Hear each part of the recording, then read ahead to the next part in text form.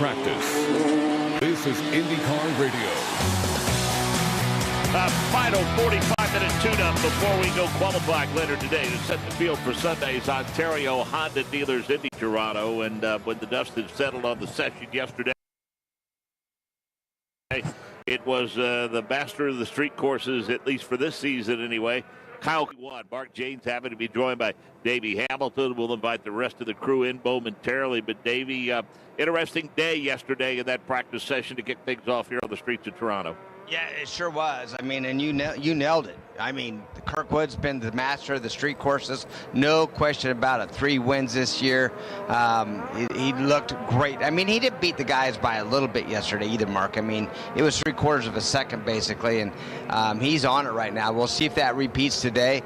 Ironically, one of his teammates, Colton Herta, who's always been fast on street courses as well, he struggled. He was dead last. And so the alternate tire for him just didn't seem to be happy on his race car. It just didn't seem like he liked the way they felt on that car. And another thing, Mark, some track repair going into turn 3. You spotted it yesterday of the cars really bottoming out going into turn 3 where the bridge used to be. And you're right, it was hitting so hard. Will Power mentioned that it was hard on his back. But now they fixed that spot. Should be better today.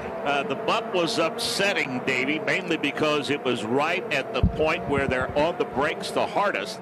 Now, the concern is with that new asphalt is what will that do to the grip level at a point where the braking is at a premium. But I think conventional wisdom says that within a handful of laps, it should grip up and should be okay. Yeah, we've seen the patch just on board with actually Will Power, just he went over it. It's a small area, but you got to remember it's fresh asphalt, and under heavy braking with these cars, it's going to be hard on that patch. I assume that, I mean, there's professionals that do this, and they're really good at what they do. They know what they're up against with these cars, the downforce, the braking power, and how hard they are on this tarmac. So I'm sure there's going to be fine throughout the weekend. Little bit of a tune-up for our turn announcers in this practice session, and this is a bad, fast race course, but there are plenty of tight technical portions of it. I was out there for a number of years. Nick Yeoman's been out in turn 3 for a number of years, and Nick, you've got a bird's eye view of the repairs that were made overnight and how teams might be handling it very early on in this session. Yeah, and that is obviously where my attention turned to immediately as the drivers headed on the racetrack for their out laps, and now we're starting to turn laps at speed. It is that part of the racetrack that you guys mentioned. It's about right around the 400 to 500 foot mark where they're getting on the brakes, setting up for this really tight right-hander turn number 3. It's a signature portion of this racetrack, probably the best passing point on the racetrack as well. And watching those drivers navigate that part of the racetrack where there used to be a bridge and that bump had developed. Now there is still a bump there. Watching Will Power go over it right now. Here comes Connor Daly. He navigates that part of the racetrack. Graham Rahal does as well. They're still bumping over that new asphalt, Mark, but I do think visually it looks like it's a little less rough than it was yesterday. You guys touched on it. Will Power said he had a headache. It physically hurt those drivers, and that was just during a practice session. So you think about 90 laps on Sunday, boy, that would really do some damage, not only to these drivers, but you worry about the cars going over it time and time again throughout the course of the race. So we'll keep an eye on it throughout the course of the practice, but I can tell you right now, the drivers keep those cars all the way up against the left side of the racetrack to get the good angle into turn number 3. And as they navigate that patch right now, Mark, for now, it certainly looks quite a bit smoother than it did yesterday. What's interesting to note is that an added element to an already tricky corner, Davey, because after that bump, you're going from asphalt to concrete back to asphalt as you make that right-handed turn. And we saw yesterday a couple of drivers, when they got back into the throttle, once they cleared that concrete patch and got onto the asphalt, we did see rear grip as an issue as they make that little left-hander back into turn number 4. Yeah, we sure did. And I think today it's going to play a part. Matter of fact, on board with Joseph Newgarden, we've seen him struggle with that just slightly, a lot better than yesterday. And I think throughout today, especially, that's going to all kind of rubber up and help it kind of, fix itself to where it's equal grip between the two. Now, it's never going to be exactly the same, but it should be a situation where you don't get so much wheel spin when you cross from one to the other. Once they cleared number 4, as we said, it's a short little straightaway just to the outside of the stadium there, and then a left-hander and then a sweeping right-hander, and we've dispatched Jake Query there to call the action throughout the course of the weekend. Thank you so much, Mark. Yeah, that turn number 4 is one that just is such a slight kink that it's almost like it's not a turn. It just kind of carries them in to a short area on Ontario Drive This essentially is going around what's known as the Better Life Center. It's been a number of different establishments over the course of the years that we have been here in Toronto, but between that building and BMO Field, it leads very quickly to a fairly sharp left-handed turn that is turn number 5 on the Princess Boulevard. This is an area that over the years they have been able to kind of go over the curbing to the inside of that turn that I will be watching in turn number 5. This is not necessarily an area where you can get a lot of speed or track position, but you can lose it very quickly, because if you get hung too far to the outside of that turn number 5, you can find yourself in the tire bears. Happened to Scott McLaughlin just a couple of years ago. And then a very short burst on Princess Boulevard before a sweeping right-hander of turn number 6. That goes just out of my view. It goes on to Manitoba Drive. This is an area that some 40 years ago you would have been watching the Toronto Blue Jays play baseball in this area, but it is now BMO Field. It is now auto racing, and it's always fun to be here in Toronto, Ontario. And Davey, things really get tricky through 8, 9, 10, which is where you enter the pits, and then that final turn, which is turn 11. And a lot of times they carry too much speed through there, and before you know it, that outside retaining wall to driver's right will sneak up on them. Yeah, well, actually, that turn 8, we've seen drivers. I mean, I think Colton Hurd and Pato Ward trying to hold a residency there, because they went off so much yesterday, as we see Colton Hurd in turn 1 getting loose right there. But that area right there, as you talked about, Mark, very tricky, because it has bumps there, and the timeline where they're really trying to cut a time. They really tried to race to that line, but late braking is shooting them off of turn 8. But those S's by pit lane, or that's equal with pit lane, very tricky, very bumpy. You can't really pass in there, but it's key to be fast through those areas. Nick Yeoman, you had a visitor recently to the runoff area, turn number 3. I doubt that's the last one this weekend. Yeah, that was the first of what we anticipate to be many.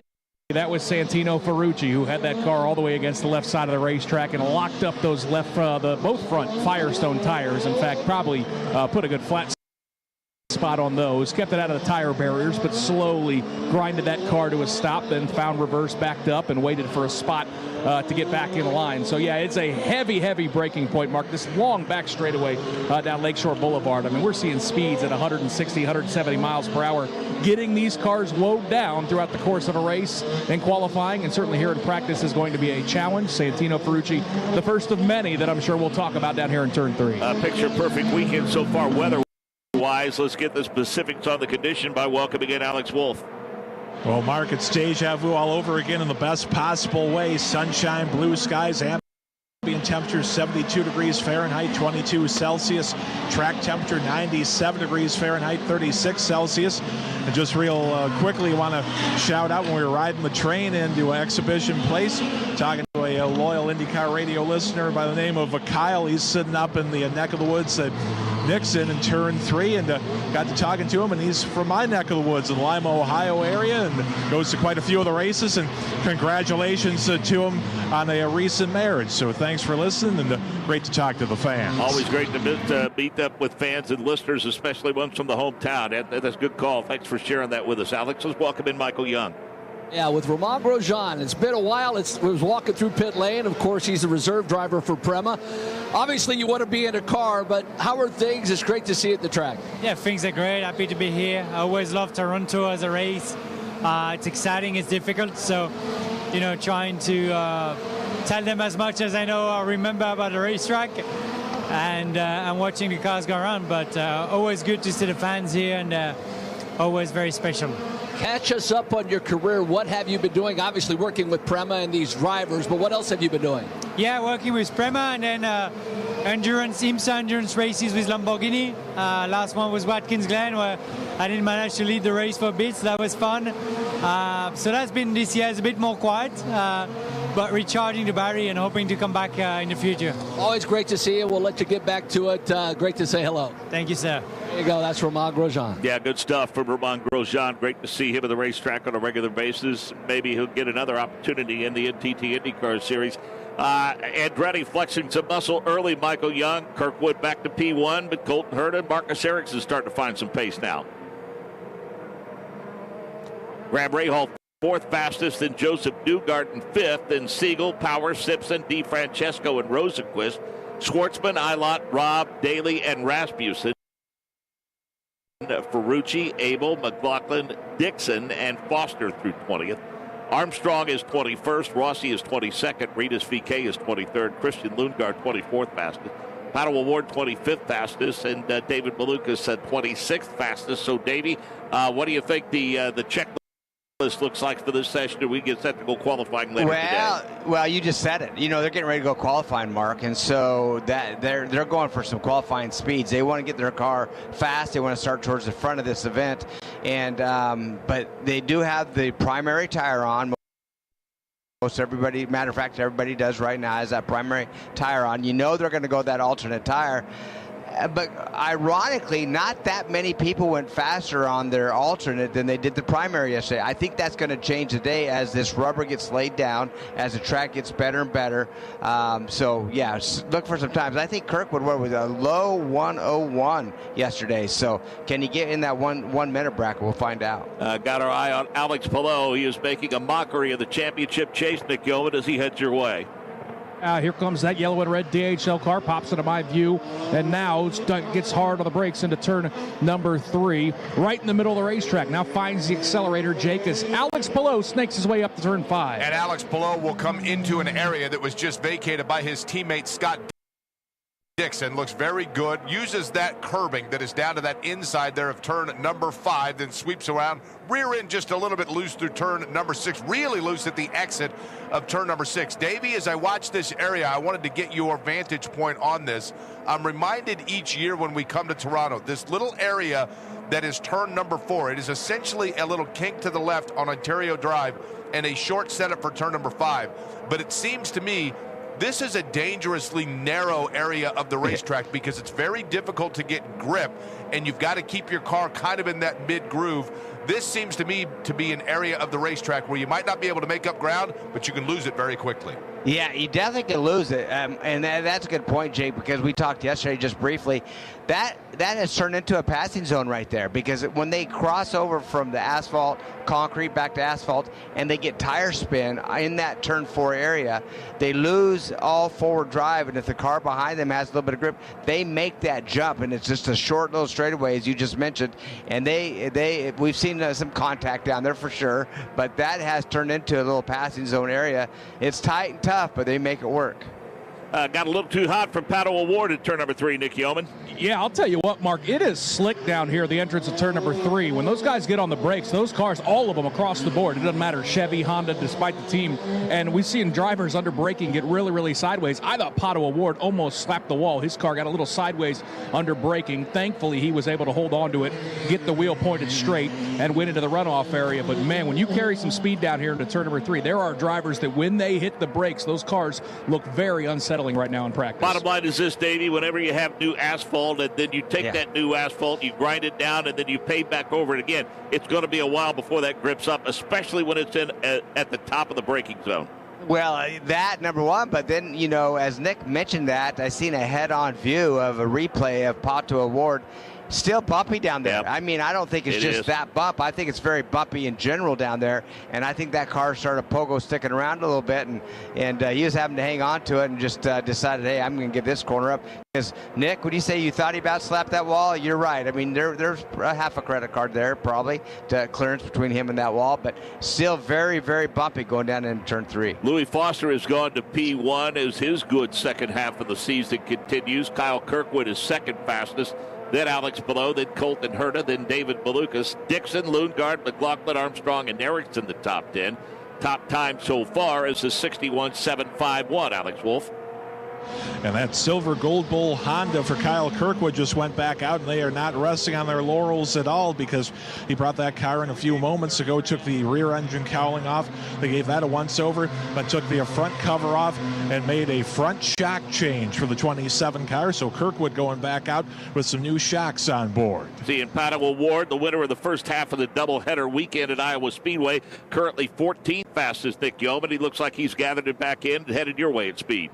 Yeah, we'll see if he can get it woed down into turn number 3 after that trip of the runoff. Pato gets to the middle of the racetrack, then swings it to the left, gets that papaya and black machine woed down, then quick on the accelerator, Jake, up to turn 5. And that balance looks pretty good as he works his way out of turn number 4 into turn number 5. Pato Award now swings it out, Rear end stepped out just a little bit through turn number 6, but now back in towards that lower line goes Pata O'Ward. Pretty obvious, Davey, that Louis Foster is getting somewhat comfortable with the NTT IndyCar Series car after winning the championship last year and Indy Next by Firestone. It seems to be like over the last handful of races, we look up and see Louis Foster inside at least the top 15.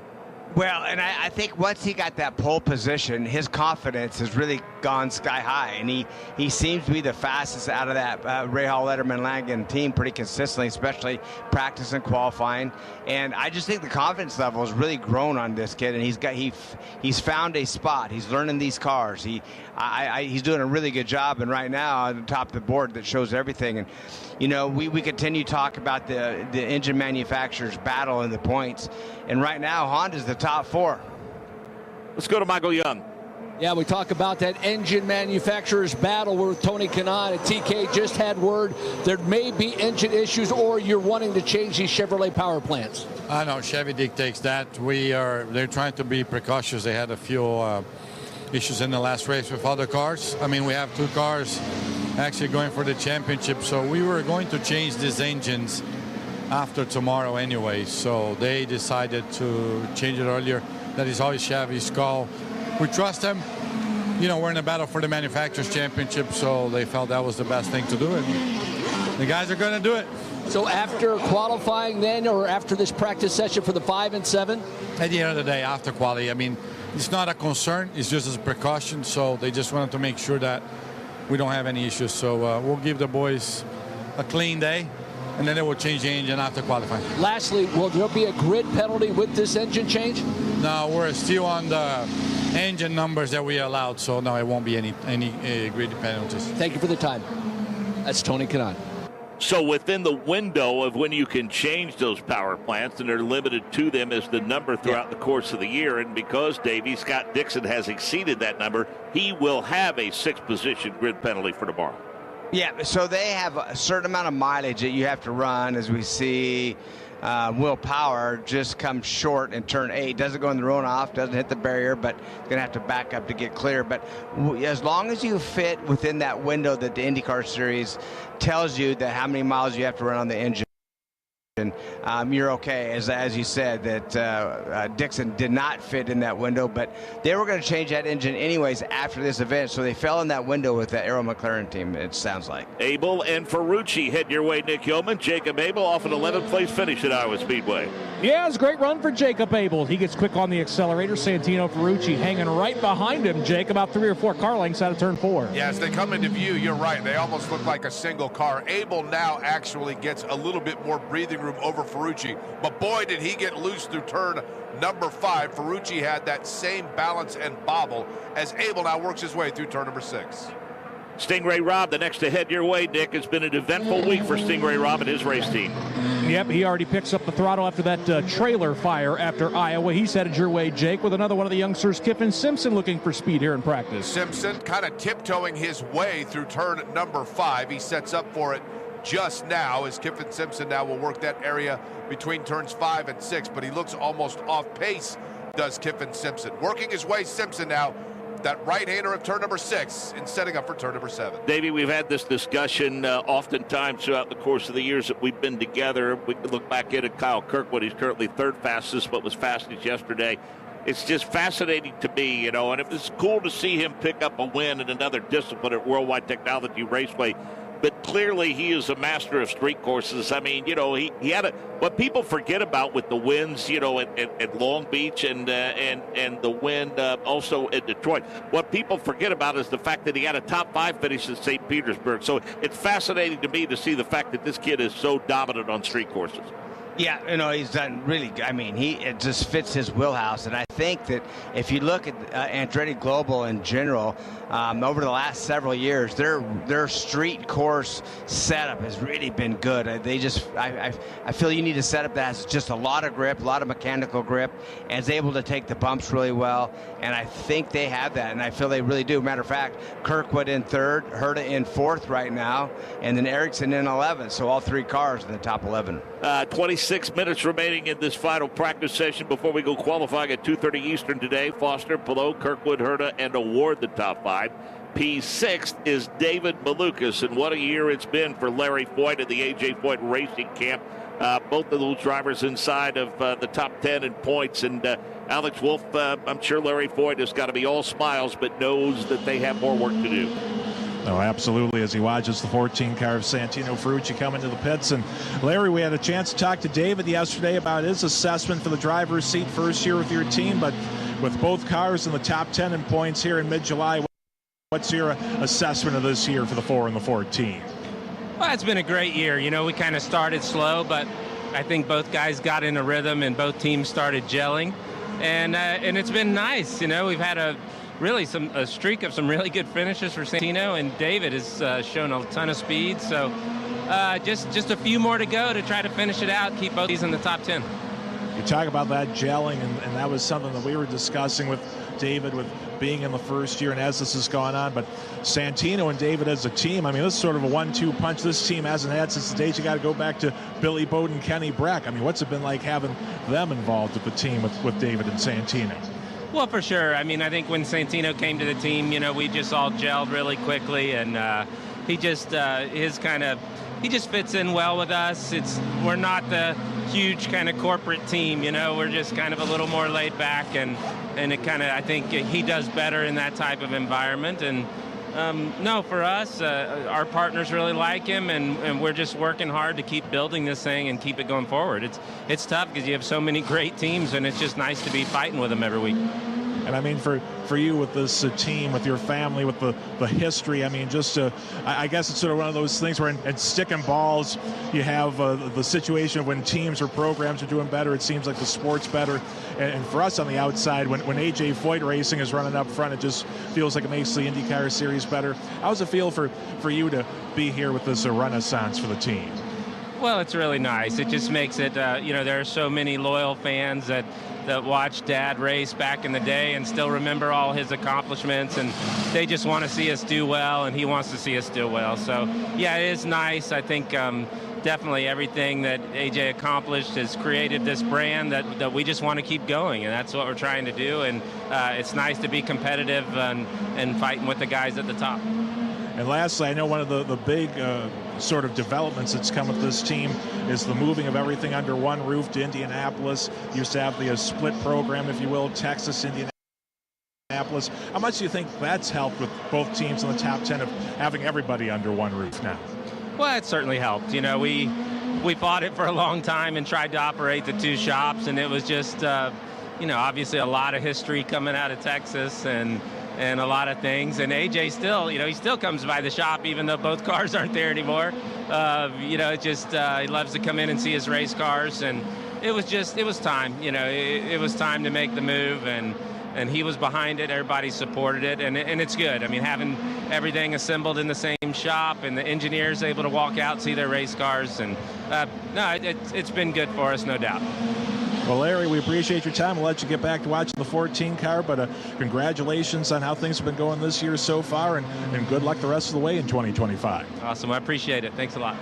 Yeah, appreciate the insight. And Davey, you know, that team very near and dear to you for sure. And it's I tell you, got to give AJ a lot of credit because he has put a lot of faith in Larry Foyt, and I think it's obviously paid off with the results, especially over the past couple of years. Well, the thing is Larry's treated that team like it's his own, but knowing that it's AJ's, and knowing that he wants perfection, he wants it done right, and he has put a ton of time, effort, and does it properly, and he's very professional. He's not afraid to go to do what it takes, and decisions that need to be made, and Larry's a great guy, number one, and he's doing a good job running that team, no doubt about it. How about Kiffin Simpson continues to be strong in the second half of the season. He has gone to P1 late at a 61.301. Alexander Rossi has jumped up to P2. Then Marcus Ericsson, Louis Foster, then Alex Palou. Nolan Siegel back in the car this weekend after that incident last weekend took him out of race 2. Herta, Kirkwood, O'Ward, and Malukas were in the top 10. Lundgaard, Dixon, McLaughlin, Armstrong, and VK the top 15. Ray Hall, Newgarden, DeFrancesco, Rosenquist, and Schwartzman through 20th. Then it's Eilert, then it's Power, then it's Abel. Then it's Stingray Robb, Christian Rasmussen, Santino Ferrucci, and Connor Daly. Davey, we talked about how Kiffin Simpson continues to impress. We talked to him a little bit yesterday and finding good pace here early in Toronto. You know, it's funny when we interviewed him, he was at the bottom of the charts and wasn't happy with the car and said, hey, we just need to go look at, you know, what the data says of the car. It's not happy. It's not comfortable to drive. We need to make some changes, and we're just going to go look what Alex is doing with Scott. He has great teammates, and by golly, they must have done something right because he's P1 right now. I mean, with a really good time as well, that 1:01.30. That is a solid time for Simpson. A mild concussion after an incident put Nolan Siegel on the sidelines for race number 2, and they actually looked at Linus Lundqvist as a possible replacement had he not been cleared, but he was a couple of days ago when he was in the car. Yesterday, Michael Young, you caught up with Tony Kanaan, and of course a lot of buzz went through Iowa Speedway at the prospect of TK at least starting that race in an effort to gain points because they need them because they're toward the bottom of the grid in terms of that leader's circle. But, you know, I think that it was clear in your conversation yesterday, it sounds like that Tony Kanaan is, for all intents and purposes, done with being race car driver Tony Kanaan, and he simply wants to focus on being the team principal at McLaren.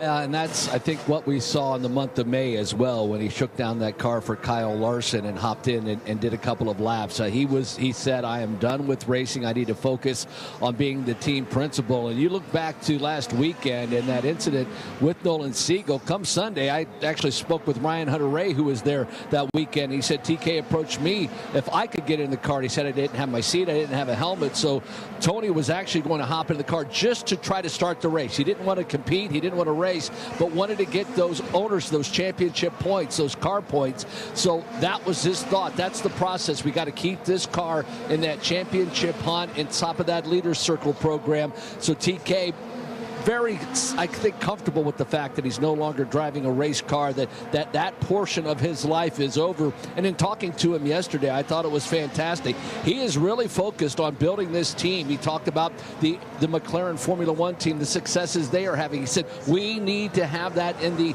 NTT IndyCar series, and the fact that Pato Ward was able to get that win in race number 1 a weekend ago, he said that was a big load off of my shoulders, because he said, just like as a driver, I put so much pressure on myself, and he's doing so as the team principal, bringing Kyle Moyer aboard. This team, this program, I think we'll see the accolades that they will receive at the end of this year as they continue to find success. And I think hats off to Tony Kanaan. He has done a fantastic job to this point as the team principal. So no longer the driver, but the team principal is Tony Kanaan. Boy, times have changed because you got to have your seat and your helmet instead of just your helmet. Let's take a look at Will Power, who's headed toward turn number 3.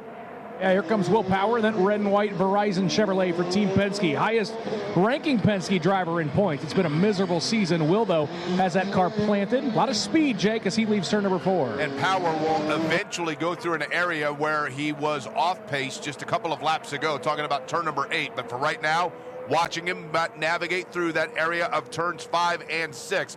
Keeps a very low line through turn number 6. Looks like he's got very good control of that Verizon machine is Will Power. Davey, again, we continue to take a look at our monitor, especially on the approach of that area that's been repaired, and that bump is still pretty pronounced. It's very pronounced, Mark. And then, like I say, kind of pogo sticks over him. It's not just that one bump and stops. It's several that gets that car jumping, up and down. And when you're under braking, man, sometimes it makes it really, really difficult. And that's back to where I continue to say all year long, brake bias is so key. And that means having your front and rear brakes and tires working together where you get on them and they stop equally. You're not smoking the fronts or locking the backs.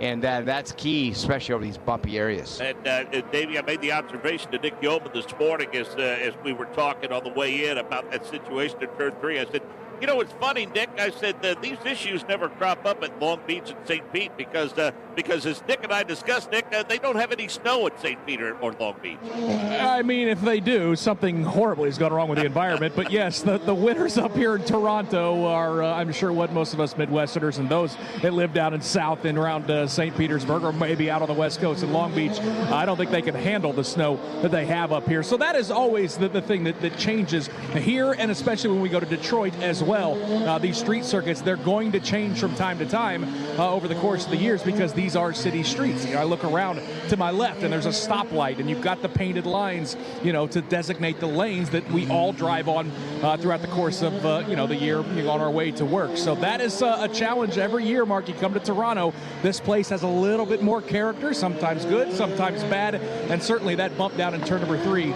is the ugly side of how these tracks can change throughout the course of the year. Certainly going to be a challenge, though, for everybody, all 27 of them. Simpson, Kirkwood, Alexander Rossi third fastest. Nolan Siegel continues to climb. He's up to P4. Marcus Erickson is fifth fastest. Then Ilon Foster, below Herta, Rasmussen through the top 10. Then Schwartzman 11th. The Ward is 12th. Malukas 13th. Lundgaard is 14th rather. Jacob Abel 15th. Then Dixon, BK, McLaughlin, Newgarden, and Armstrong. Rahal 21st fastest. DeFrancesco 22nd. 23rd is Rosenquist. 24th is Bauer. 25th is Daly. 26th Ferrucci. And 27th fastest is Stingray Robb. And finally, somebody has gone a minute flat, Davey Hamilton. Actually, a tick over that, but the 1 minute mark for Kyle Kirkwood at a minute 3:67, Davey. He's 2 seconds faster than Kiffin Simpson, who's currently P2. Wow, I mean, we knew that somebody was going to hit that number, right? I mean, and wow, he's just amazing. Yeah, full second quicker, as you just said, than Simpson. That Kirkwood is on fire here. Nolan Siegel, as we mentioned, we talked earlier about it with Michael Young, talked to TK yesterday. Some issues with a mild concussion, took him out of race number 2, but he's showing no signs of being any worse for wear. Davey, he's fourth fastest in the segment. Yeah, really good run. Actually, fastest McLaren car is Power. It was at the bottom of the charts, jumps up to that P2 spot now in between Kirkwood and Simpson. Siegel, as you say, he just dropped to P5, but what a great run for him. And coming off a concussion, doesn't get to run the second race of the doubleheader in Iowa. And then just gets cleared on Thursday to run this race. So he looks like he's a little hungry right now to get back in that cockpit. Crazy in that top 10, Nick Yeoman. If we didn't know better, we'd swear it was deja vu. We're having flashbacks because you look at the top 10 now, you see Kyle Kirkwood, Kiffin Simpson, Nolan Siegel, Christian Rasmussen.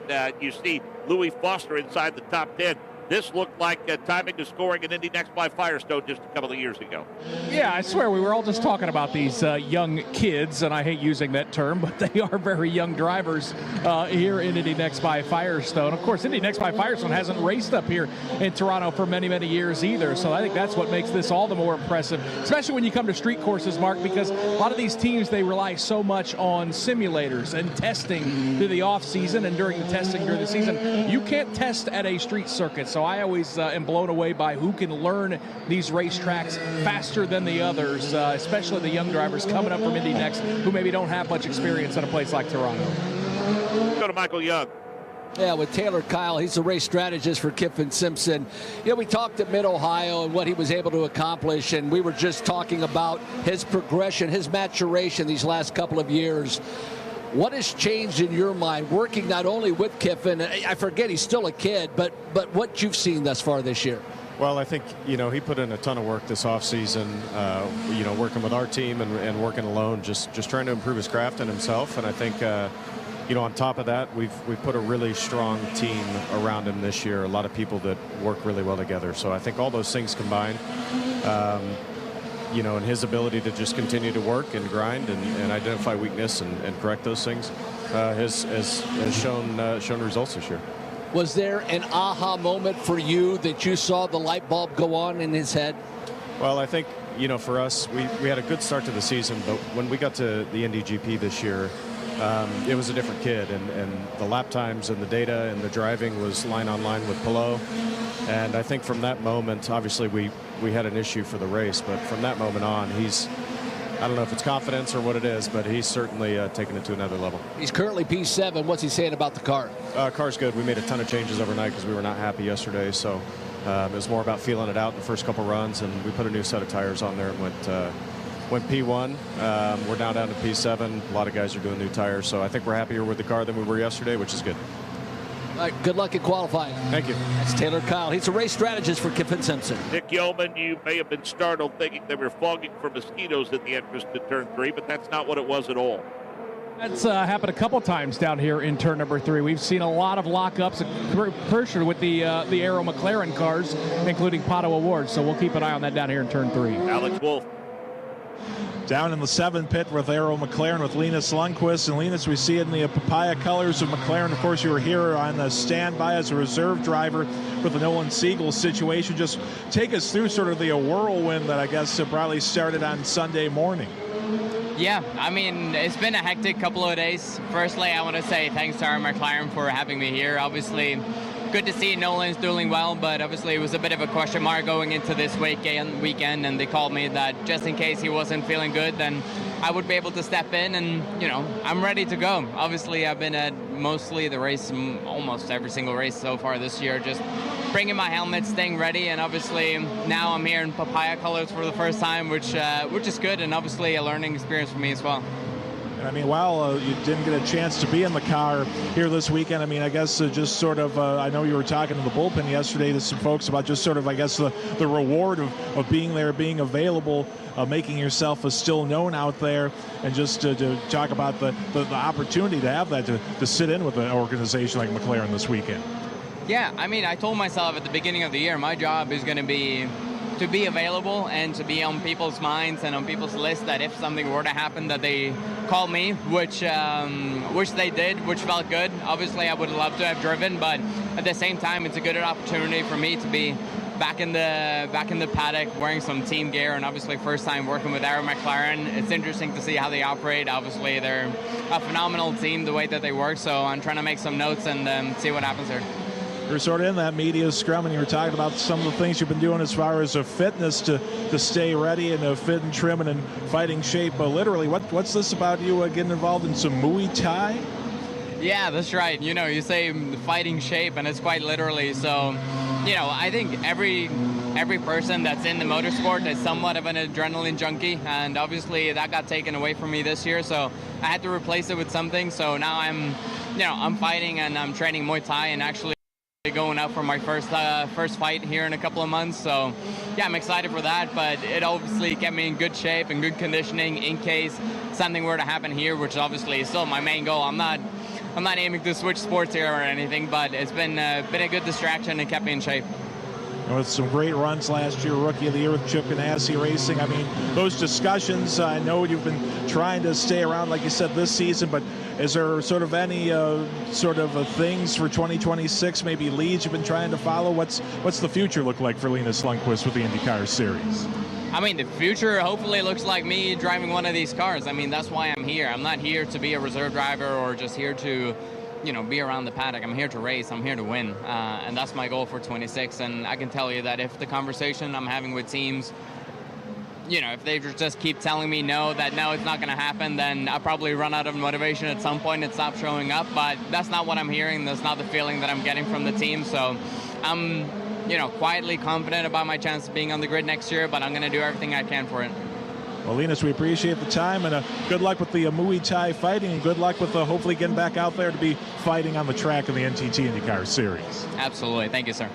Yeah, I think the phone's going to ring eventually, Davey Hamilton, not only because the kid's got a ton of talent, but I think more than anything else, there are two schools of thoughts that I've encountered over the years with drivers when careers stall out a little bit.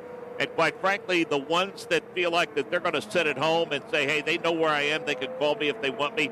Those are the ones that never get their careers revived, and the ones that have the most success are the ones that make the commitment to be at the racetrack and be at the paddock and work on that networking. And you have to remember, he's the driver that's doing it on merit. They know he's fast. They know he can get the job done. He doesn't have the financial backing just to go to a team, hand him a bunch of money, and get in the cockpit. So he has to work harder than anybody else. Kind of, hey, what I could do is I could win races. What I can't do is hand you a pile full of money. And that sometimes those seats are hard to come by.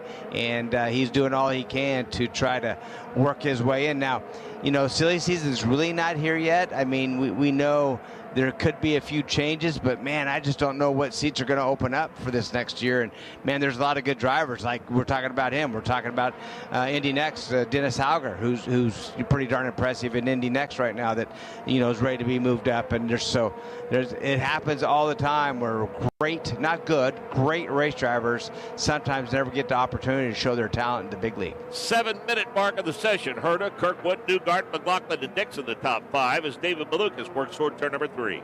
Yep, it's that blue and white machine that David Malukas has been running for quite a bit to the second half of the series season. Clarions Technologies, the sponsorship. Big wiggle on that car exiting turn number 3, Jake. He woes it down for turn 5. Yeah, that blue and white machine kind of blends in with the absolutely gorgeous sky in Toronto right now as David Malukas hugs that wall, working his way through turn number 5 and 6. Little wiggle at the exit at turn number 6 for David Malukas. How about we pick up Will Power? He too is headed toward turn number 3, and I believe that's Pato O'Ward running just behind him. Yeah, carrying a lot of speed. Marcus Armstrong right ahead of him just got hard on the brakes. Really going to stack him up down here in turn number 5. Will Power climbs on the binders as well. Now Pato O'Ward, he's right up on the tailpipe. Marcus Ericsson following as well, Jake. A host of cars heading to turn 5. Almost seemed as though as tiptoeing his way through 4 that Pato O'Ward was okay with that as they work their way now around turn number 5 and 6. Gap now starts to widen just a little bit. Will Power in front of Pato O'Ward. Looking at Connor Daly work his way around the racetrack. He is currently 23rd fastest, Davey. He and his Dale Coyne teammate struggling a bit in this session. They are 23rd and 24th, talking about Daly and Abel. Yeah, the speed's not there. Wasn't there yesterday either. But they're going to continue working on it. They're going to continue hammering down and trying to find that additional speed. As you said, right now, 23rd for Daly. 26 for Rob. They've had a tough week. Daly coming off really an outstanding run at Iowa on that oval. I mean, he put the thing to that side and was up front in both events, so he wants to be fast here as well. And how about top of the chart? Just change. The guy that was dead last yesterday in the final warm-up, Colton Herta, finds himself P1 now. Colton Herta leading 3 cars into turn number 3. Oh, just got pretty tight as well. Big swinging move by Christian Rasmussen. Gets to the inside of Colton Herta. I don't think he was planning to make that pass. I think he was just trying to woe that car down. Host of cars, Jake, heading out of turn number 4. Yeah, so Rasmussen will be the first of these 3, followed by Colton Herta, and then Kiffin Simpson kind of seemed to lay back just a little bit and let that all go. I think that's Santino Ferrucci just behind him. Quartet of cars looking good, now kind of working their way, sweeping to the outside of turn number 6. Any chance with the deliberate pace that some of these cars are taking, Davey, that they're working on qualifying sims on primaries?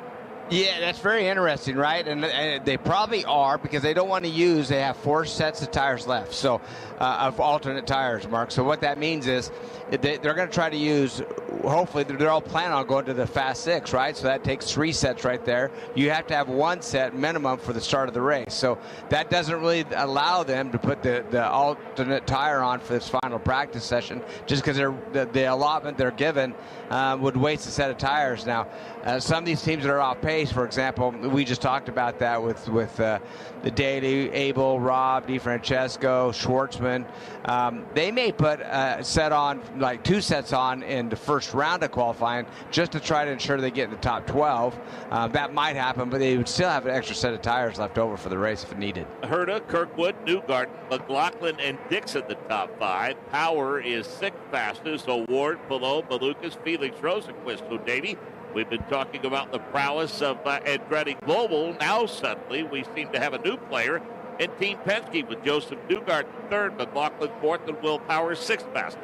Yeah, they had speed last week. We talked about that yesterday. One thing that they had the speed. They found it. They didn't get the luck they needed to run up in front of that race. I mean, Newgarden did get 1 second, but then after that, there really wasn't a lot of luck. Now, one most impressive run the first day was McLaughlin coming from 27th to 4th, but they still didn't get that win. But right now, you're right. All 3 Penske cars in that top 6. Then O'Ward, Pillow. How about Malukas, that AJ Foyt car? Just talking to Larry Foyt, knowing how that team team's coming along really well. He finds himself in 9th. And then Rosenquist, he just continues to be there. He always seems to be in that top 10 range. He finds himself towards the front.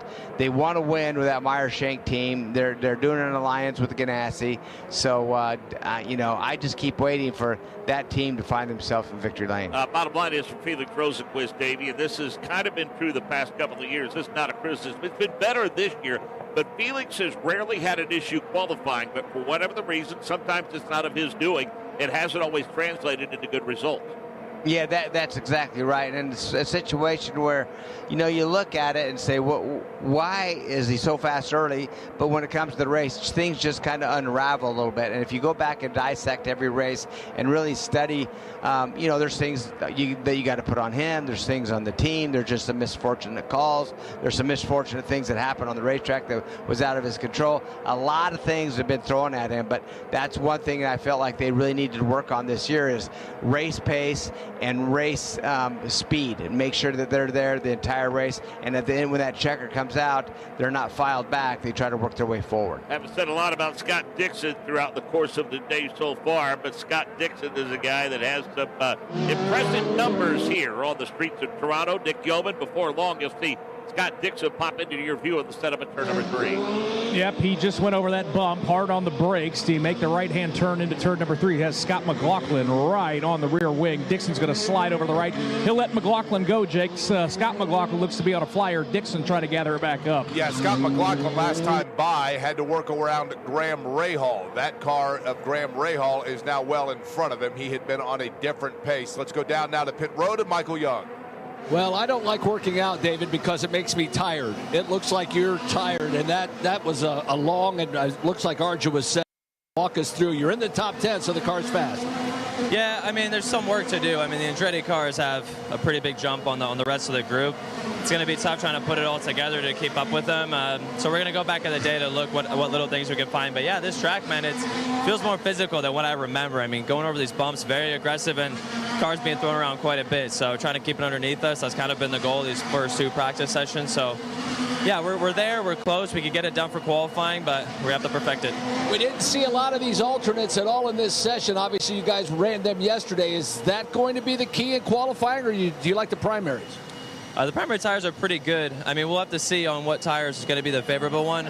Right now, we're just feel like we're tire limited, so we're trying to save everything that we can, running short stints. I mean, you even see Pelot, that dude's not even sitting in the car for half the session. So just trying to save as many tires as we can and see how this race plays out. Good luck in qualifying. Thank you. That's David Malukas. He's currently P9. Checkered flag flies on the session, and Davey, he brought something interesting up about Alex Pelot, and we're seeing a trend to develop Alex Pelot on these road and street courses. In this final practice session, Alex Pelot is usually only running about half of that session, and he's doing it because he and Barry Wanzer want to be very judicious with their tire allotment. Yeah, and when they go out there, they get it done. I mean, it's not like they're running a lot less laps. They just, we see Abel spun out. Looks like he made some contact with the wall as the checker flag comes out. In turn 8, just as he was crossing the timeline, looks like Abel got in the wall. But when closing that car, they make it count. There's no question about it, Mark, and trying to do that tire allotment as we talked about.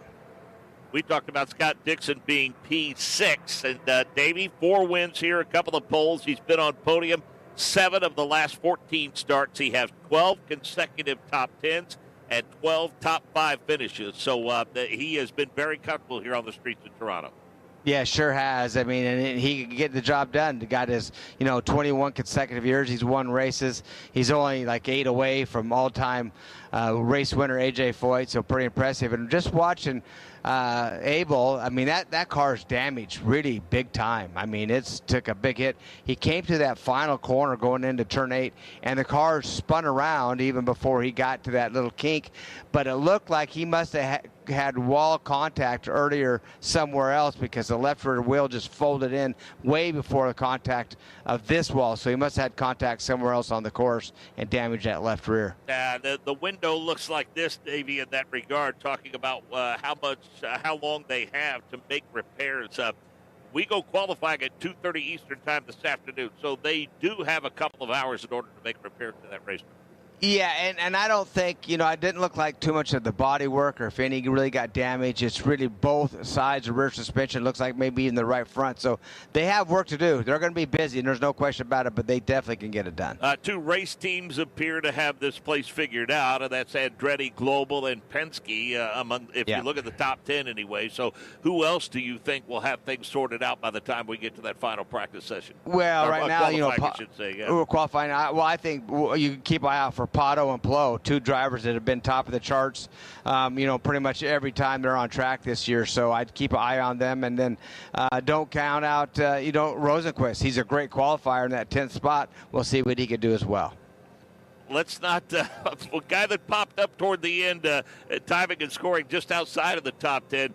The impressive season continues for Regis VK and Dale Coyne, Davey, because he's 11th fastest. Yeah, well, and that's the good thing is their teammates, Abel, is crashed. So that team needs to help Abel's team probably get things done. But the good news is it looks like VK has found a really good setup. And how about this kid and that team? They are really getting the job done. I mean, just week in, week out towards the front of the field. Sixth fastest, Scott Dixon, Michael Young. Very serious, Scott Dixon, four-time winner here, but it looks like you're still searching for something and not content with where you are. Yeah, it's just hard to find space out here, so you never really get a clean run. That's definitely been pretty interesting, but it's honestly the same for everybody. So we kind of cut our run short there. I think it still probably had a couple, maybe 2-3 tenths in it. But it definitely seems that, the Andretti's are pretty stout near the front and got quite a big gap. But it's definitely tight, kind of, 3 or 4 through to probably 10th. So, you're going to have to be on your game here in qualifying. And, the PNC bag number 9 seems to be good. It's nice to drive, but we just lacking a little bit of pace. We'll see you in qualifying. Thanks, man. Let's go over to Alex Wolf. Scott McLaughlin, top 5 in this practice session, and a lot of the talk about that patchwork going into turn 3 with the bumps. So how did it feel during that session? Oh, the bump's definitely gone, but I think there's like a little, the grip's a little bit less than basically the whole track. So that's what you expect when you have a new pavement before P2. So thanks to the team at Toronto for sorting that, because it's definitely helped the bump a little bit. But the Gallagher Chevy feels good.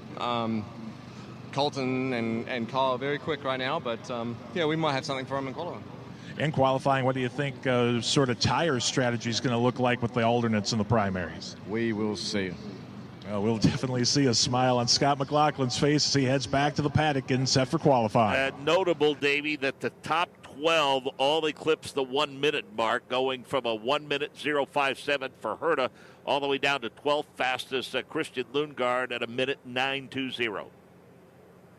Absolutely, and that's we're used to that. We're used to these cars being so tight on the grid and times being so close. And as McLaughlin said and Dixon said, that Herta and Kirkwood got a pretty good sized gap in between them and Newgarden, 4 tenths basically between them. So take them out of the game and go 1 minute from third place of Newgarden to 1 minute 58. Then you go to a 1:01.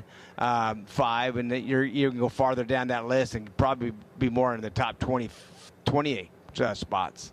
Programming continues throughout the course of this day. We will rejoin you from Toronto at 2:35 Eastern this afternoon as we get set for knockout qualifying and the Firestone Fast 6 as we set the field for the Ontario Honda dealers in Toronto. Don't forget to join us at 2:35 Eastern this afternoon for qualifying. It's always exciting.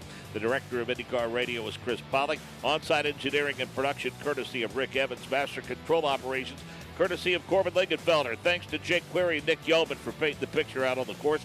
Tremendous insight and interviews courtesy of Alex Wolf and Michael Young from the pits.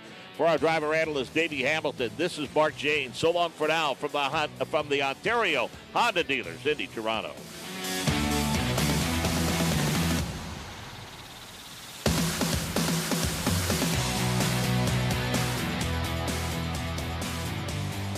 The preceding was an exclusive copyrighted presentation of the Indianapolis Motor Speedway Radio Network.